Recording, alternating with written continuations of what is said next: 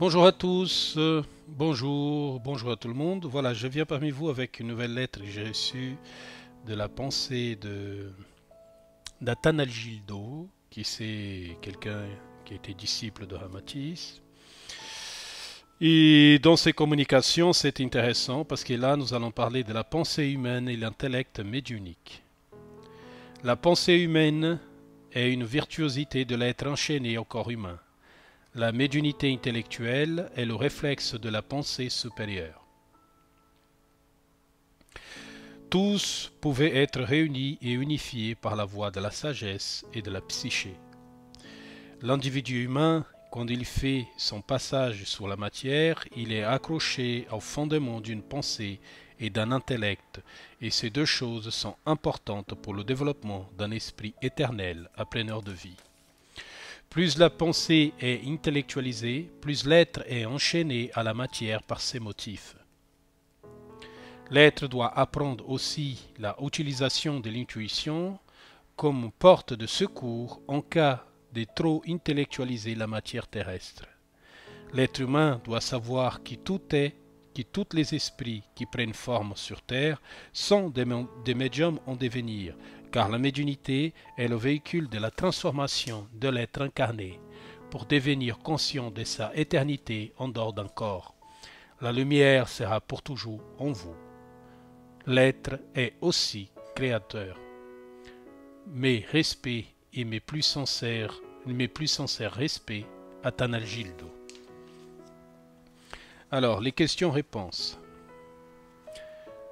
La pensée est question 1. La pensée a un lien avec l'astral ou avec l'intellect?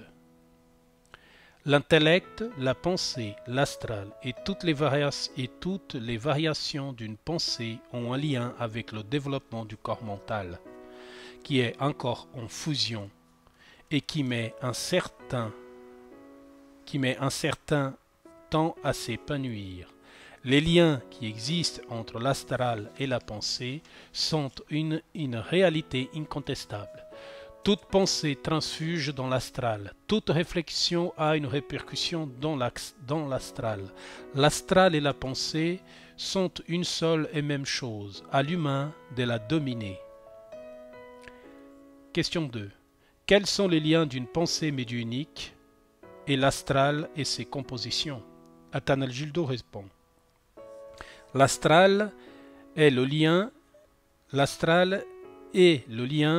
par la pensée entre elles, et par conséquence, le médium est très réceptif. Il reçoit ces informations dans son champ d'information aurique et psychique, qui est très sensible. Par conséquence, les événements spirituels sont en majorité liés à une médiumnité très affleurée par certains êtres sur Terre. Le lien de la médiumnité et de la psyché sont toujours très proches.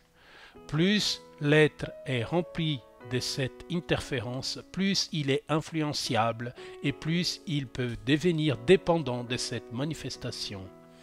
La composition de l'astral a un lien direct avec une psyché qui est libre. Une psyché déséquilibrée influencie le contact des médiumniques avec les entités du bas astral. Et les mémoires et les excentricités des médiums sont aussi des choses qui vont influencer la communication. Question 3.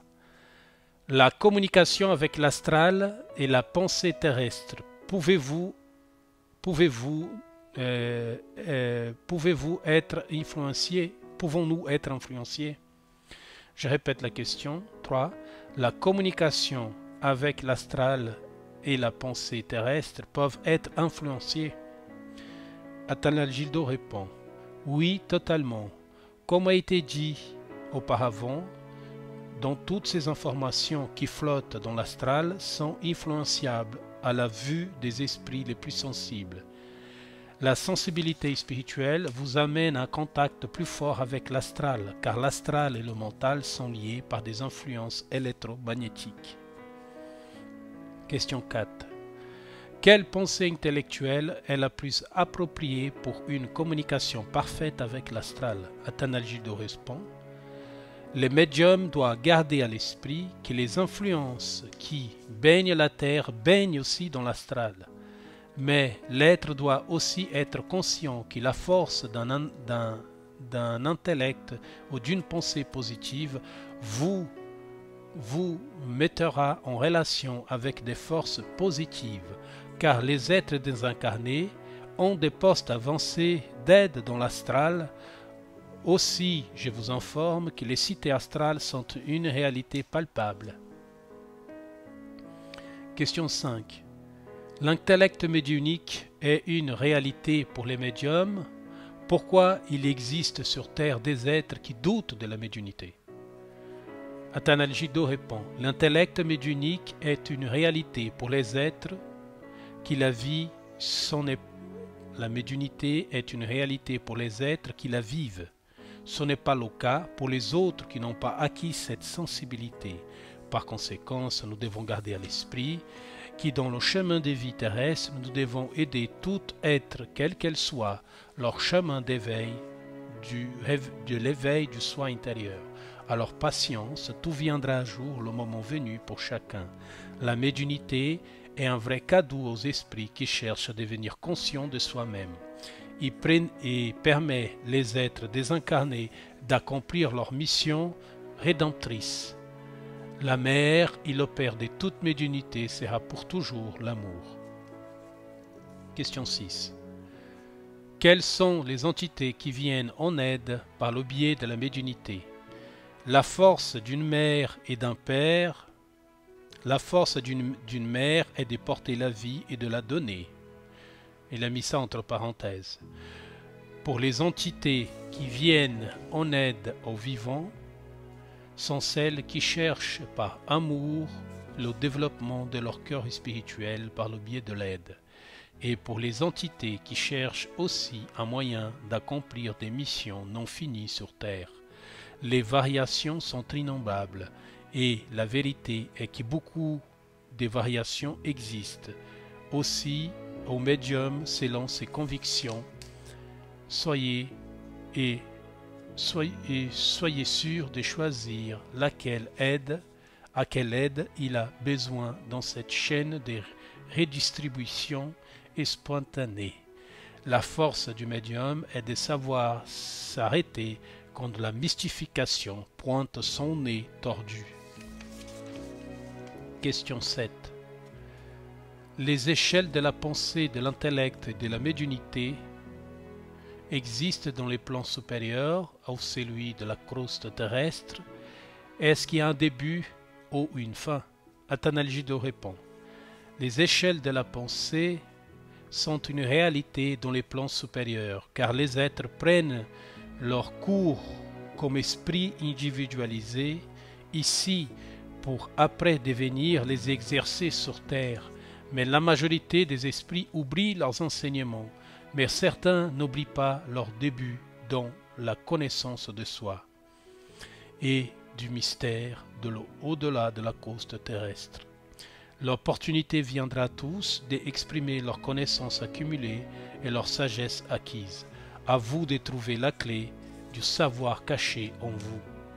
À vous tous, mes frères et sœurs terrestres, je vous salue avec tout mon respect. Athanalgido, disciple de Ramatis. Bon, voilà. C'était très intéressant. Je crois que j'ai reçu encore d'autres communications d'Athanalgido qui vient dans la même direction qui Ramatis. Ça veut dire une grande explication sur le plan astral. Parce que nous avons un souci à ce niveau-là, ça veut dire la pensée sur Terre est très influenciable par ce que nous appelons l'astral. Alors nous devons faire attention parce que l'astral il influencie la vie terrestre en permanence. Et nous aussi nous influencions le monde astral avec nos pensées sur Terre. comme a dit lui-même, ces choses, elles se fusionnent et elles transmutent. Quelque chose que nous pensons ici prend vie quelque part ailleurs. Et ça, c'est extrêmement important de faire attention. Certains appellent ça des égrégores, mais c'est tout à fait possible. Alors, je pense modestement que le travail sur Terre, comme a dit Ivanov, un grand mystique qui a vécu en France jusqu'aux années 80, si je ne me trompe pas, qui était d'origine hongroise, qui a dit la grande bataille de l'homme, c'est l'astral. Et aussi, Bernard de Montréal a dit la même chose, qu'un jour l'homme doit fusionner avec l'astral, le mental doit fusionner avec l'astral. Pour l'instant, ce n'est pas nos cas.